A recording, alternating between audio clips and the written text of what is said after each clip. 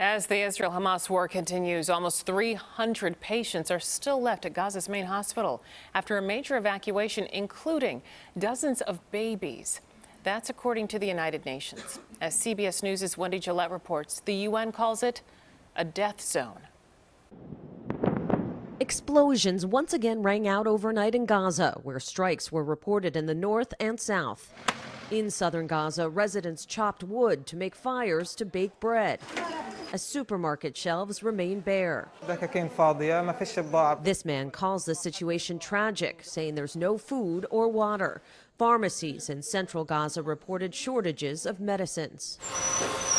In Saudi Arabia, aid was loaded onto a plane bound for Egypt and eventually Gaza.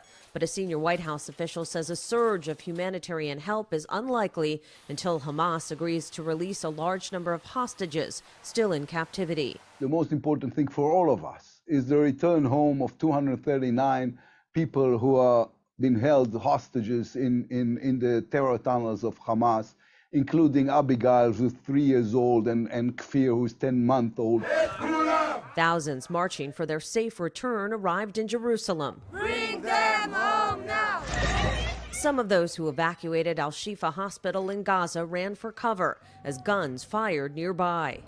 Israel says the facility served as a headquarters for Hamas, displaying weapons it says forces discovered there.